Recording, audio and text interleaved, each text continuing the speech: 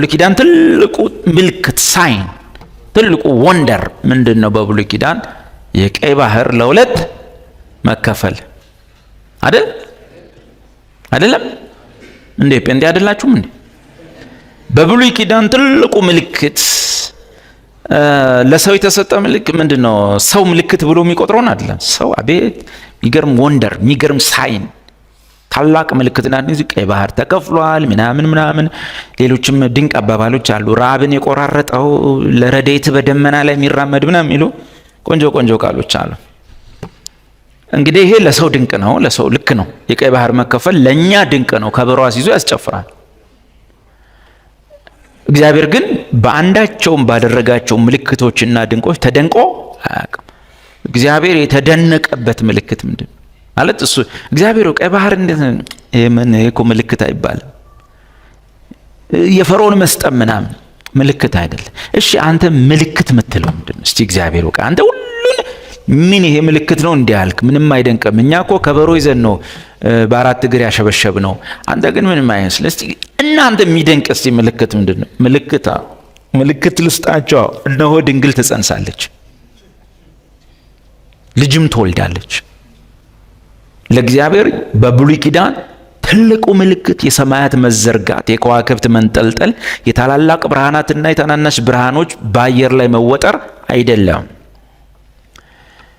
እኛ ያው የዘለልንባቸው ነገሮች አይደሉም። እኛ ግን በዚህ ምድር ላይ ለኛ ትልቅ ስለሆነ እንዘላለን፣ ዘለናል፣ ወደፊትም እንዘላለን በቀይ ባህር መከፈል። ግን ለእግዚአብሔር ትልቁ ድንቅ ምንድነው?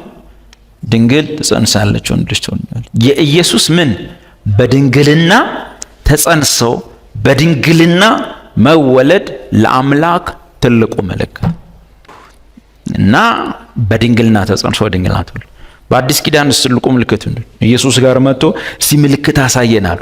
በባህር ላይ ስትራመድ ነገሩን፣ ዳቦ ስታራባ ነገሩን። እንደው ሰሞኑን ምን ምልክት አለ?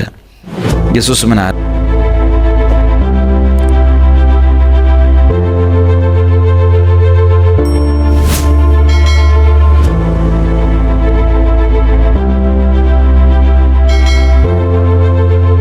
ምን አለ? ጠማማና መንዝራ ትውልድ ምልክትን ይሻል ከነቢዩ ከዮናስ ምልክት በቀር ሌላ ምልክት ለዚህ ትውልድ አይሰጠውም። እንዴት?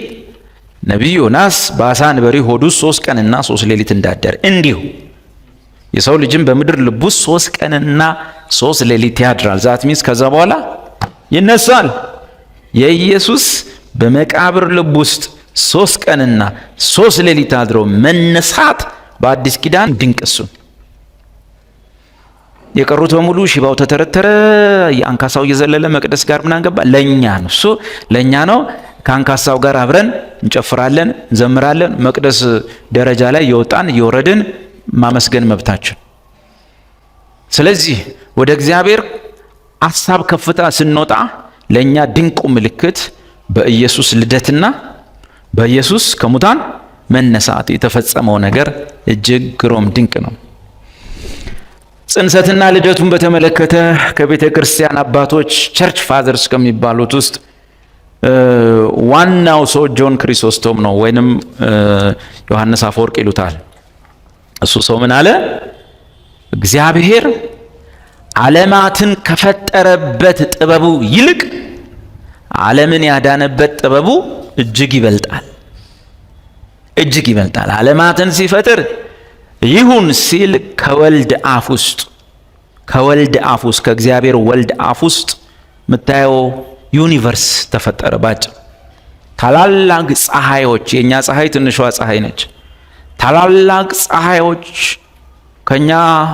በእኛ ጋላክሲ ውስጥም በሌሎች ጋላክሲዎች ውስጥም ከኛ ፀሐይ የሚበልጡ እንደዚህ ቢጫ ከለር ሳይሆን ልክ ምንድነው አልኮል በጥጥ ነክራችሁ ስታነዱት ያለው ሰማያዊ እንደዛ አይነት ብርሃን ያላቸው ታላላቅ ፀሐዮች በእኛ ጋላክሲ ውስጥም ከኛ ውጭ ባሉ በብዙ 100,000 ጋላክሲ ውስጥ ያሉ እነዛ ሁሉ ከወልድ አፍ ውስጥ ከእግዚአብሔር ወልድ ቃል ከእርሱ አፍ ውስጥ የወጡ ናቸው። በጭቃ ቦልቡሎ አልሰራቸውም። ከሆነ ነገር ላይ ቆርሶ አልሰራቸውም። ከሆነ ነገር ላይ አፍርሶ አልሰራቸውም። ይሁን አለ። ከአፉ የወጣው ቃል ፕላኔቶችን፣ ዩኒቨርሶችን፣ አጽናፈ ዓለም ጋላክሲውን በእኛም ሰፈር ደግሞ ሚልኪው ምንድነው? ከዛ በኋላ ጋላክሲ አለ፣ ከዛ ዩኒቨርስ አለ። በዩኒቨርስ ውስጥ ያሉ ማን ቆጥራቸው ጋላክሲዎች፣ በጋላክሲ ውስጥ ያሉ ማንም ሊቆጥራቸው የማይችሉ ፕላኔቶች፣ ከዋክብት ወዘተ ወዘተ። እነዛ ሁሉ ከወልድ አፍ ውስጥ ነው የወጡት። ከዛ ከአፍ ውስጥ ከወጡት ፍጡራን ውስጥ እቺ ምድራችን ላይ ለማዳን ሲመጣ በቃሉ በንግግር ሊያድነን አልመጣም። ዓለማትን በቃሉ የፈጠረ እሱ ለማዳን ግን በድንግል ማህፀን ውስጥ ገብቶ መጣ። እችን በምታክል ድቃቂ ዱቄት በምታክል ምድር ላይ በምትኖር በአንዲት ምን እንደምታክል አላውቅም ሴት ማህፀን ውስጥ ገባ። ያ ድንቅ ነው። መጽሐፍ እንደሚል አንተ የፈጠርካቸውን ከዋክብትን ሰማያትን ሳይ አለ ነቢዩ ዳዊት። ምክንያቱም ዳዊት ፕሮፌት ነው፣ ነቢይ ነው። መንኮራኩር በሌለበት ዘመን፣ ሚቶኮስ ወደ ጠፈር የሚሄዱ አካላት በሌሉበት በዚያ ዘመን ላይ ዳዊት በመንፈስ የህዋውን ዓለም አየው።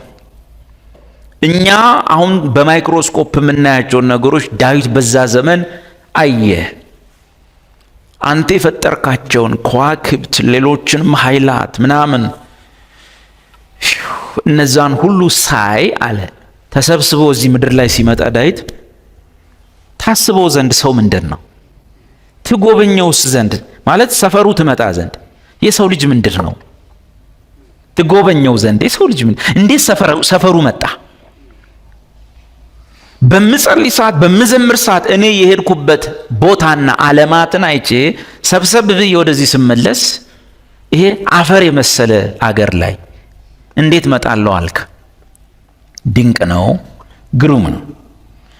ያው እያስተማርንም አይገባንም፣ እየተማርንም አይገባንም፣ ግን እንደዚህ ነው ነገርየው እና ወይም ከዚህ በላይ ነው ነገርየው።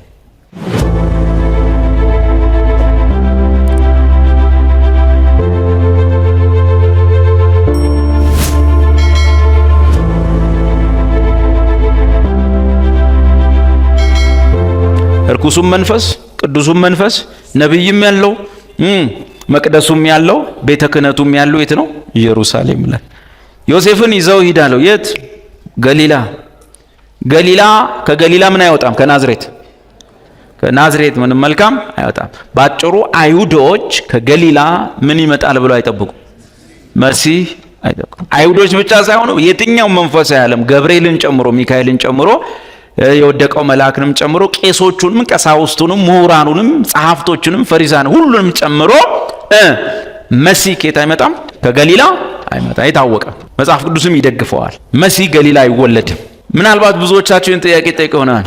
ኢየሱስ በሕፃንነቱ ሲወለድ ታሪኩ ተጻፈ። ከዛ በኋላ ከውልደቱ በኋላ ሊጠመቅ መጣ ነው የሚለው። 30 ዓመት ሙሉ የነበረው ለምን አይጻፍም ይላል። የትኛውም ወንጌል ላይ አልተጻፈም። 30 ቆዳው አንድ ነብይ እንኳን ግልብጥ አረጎ ሂስትሪን ሁሉ ቀይሮ የሃይማኖቱን ዓለም ሼክ አድርጎ ሃይማኖቶች በሙሉ በዓለም ላይ በሩቅም በቅርብም ያሉ በዚህ እርሱ ባመጣው እምነት መሰረት ጥያቄ ውስጥ የወደቁ የተናጉ እስከ ዛሬ ድረስ የአይሁዲውም የቡዲስቱም የኮንፌሽናሊዝም የሁሉም እምነት በዚህ ሰው ጉዳይ ላይ ኮንፊውዝድ የሆኑ ይህ ሰው እንዴት ነው የ30 ዓመት ታሪኩ ተደብቆ 3 ዓመት ብቻ የሰበካት የ3 ዓመት ምልልሱ እችን በምታካክል ስስስ ወንጌል የማቴዎስ ወንጌል ትንሽዬ ማርቆስማ ተዋት በወረቀት ስትቆጥራት 5-6 ብትሆን ነው።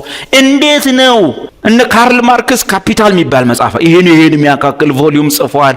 ዝርዝር ነገራቸውን እነዚህ ሰዎች ይሄን የሚያካክል መጽሐፍ ተጽፎላቸዋል። ምንም ያልቀየሩ ምንም ያላመጡ ለምድራችን ጦስና ችግር ይዘው የመጡ ሶሻሊዝም የሚባል ነገር ይዘው የመጡ ይሄ የብዙ ሰዎችን ህይወት ታሪክ የቀየረ ሰዎች ከቁሳዊ ከፊዚካል ነገር ውጪ በሆነ ሁኔታ ከስፒሪቹዋል ተጽዕኖና ከስፒሪቹዋል ኃይል ሲወጡ እስኪታወቃቸው ድረስ መዳናቸው መጽደቃቸው ከአምላክ ጋር መነካካታቸው እስኪሰማቸው ያደረገ አንድ እንጨት ጠራቢ እንዴት ነው ታሪኩ እንደዚህ ተጽፋ የተዘለለችው? የእግዚአብሔር የ30 ዓመት ፕሮግራም መሲሁን በገሊላ መሰወር ነው። መቼ ተገለጠ? በዮሐንስ ጥምቀት ከ30 ዓመት በኋላ